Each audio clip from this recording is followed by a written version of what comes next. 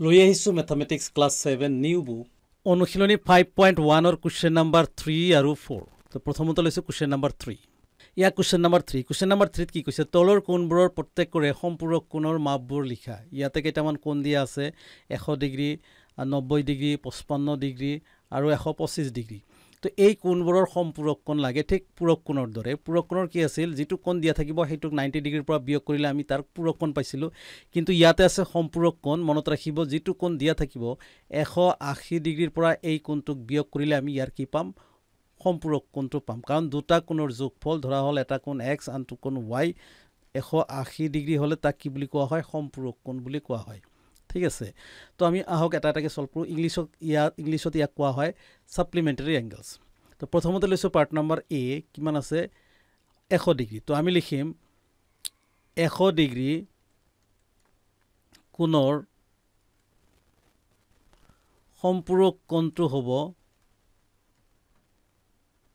সম্পূৰক কোণটোৰ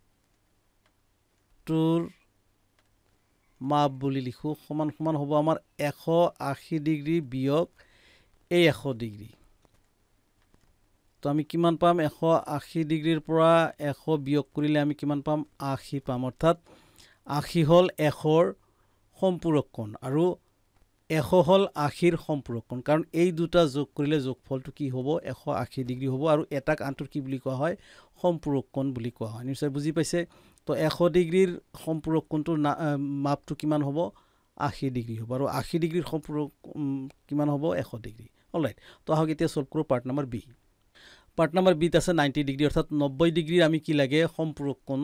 উলিয়াব লাগে মাপটো উলিয়াব লাগে তো আমি লিখিম 90 ডিগ্ৰী কোণৰ সম্পূৰক কোণৰ মাপ সমান সমান 180 ডিগ্ৰীৰ পৰা এই কোণটোৰ মানটো আমি বিয়োগ কৰি দিম তো 180 ডিগ্ৰীৰ পৰা 90 ডিগ্ৰী বিয়োগ কৰিলে 90 ডিগ্ৰী থাকে অৰ্থাৎ 90 ডিগ্ৰী কোণৰ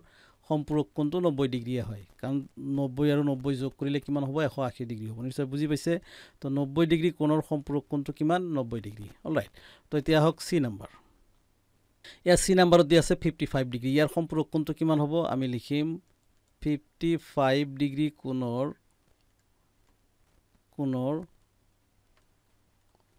সম্পূৰক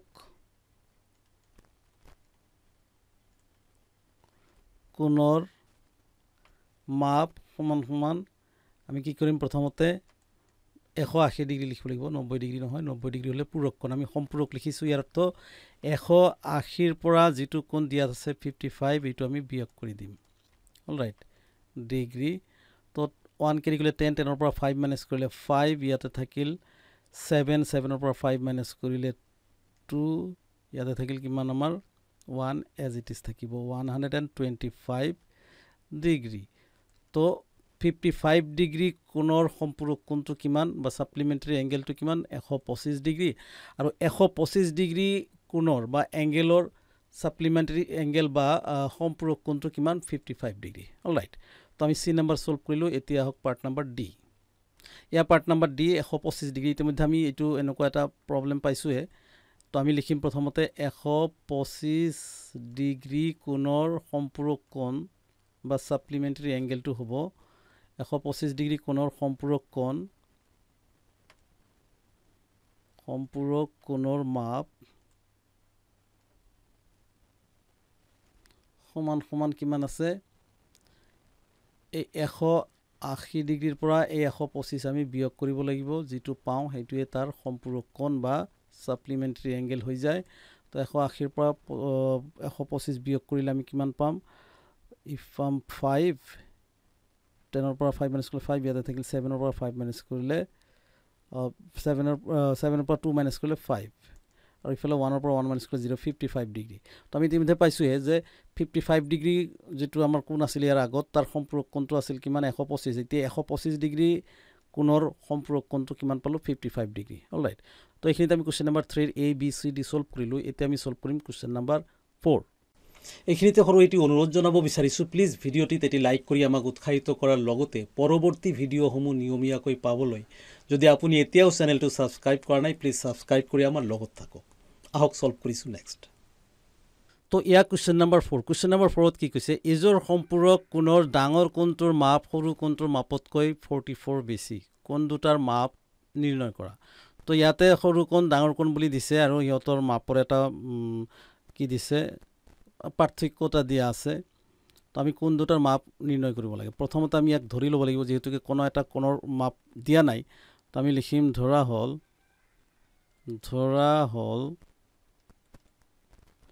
সৰু কোণটোৰ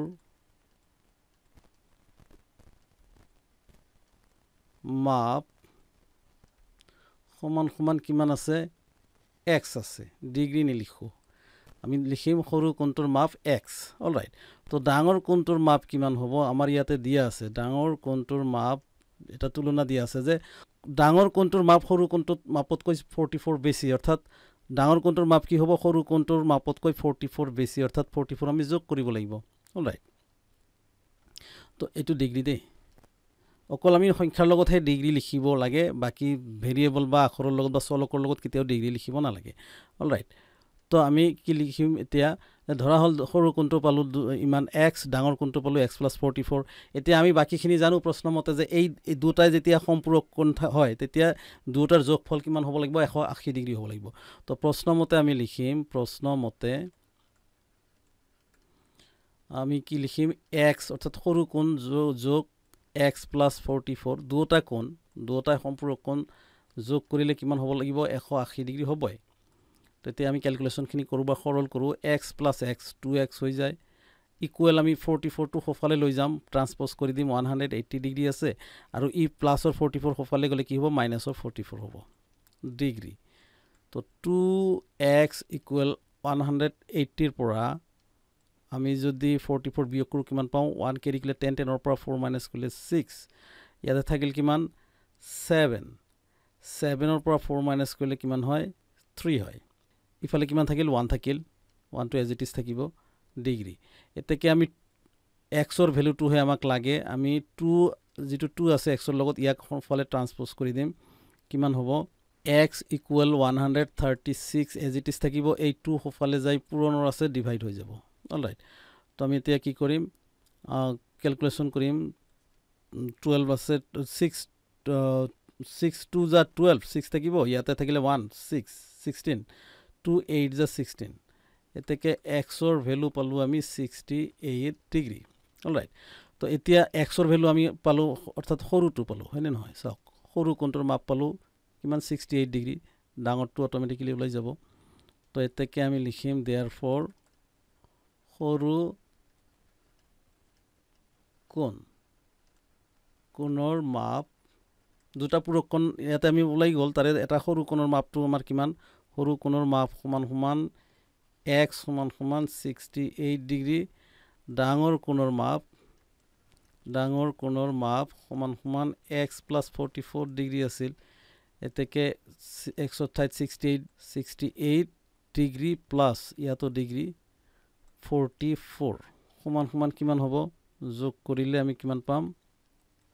8 আৰু 4 প্লাছ কৰিলে 12 বা 2 কেৰি 1, 6 আৰু 4 10, 10 + 1 11, 112 ডিগ্ৰী। তো এইটো হ'ল আমাৰ সৰু কোণ, এইটো হ'ল ডাঙৰ কোণ। আমি এইটো এনেকৈও লিখিব পাৰোঁ, এতেকে সম্পূৰক কোণ দুটো, এতেকে নিৰ্ণয়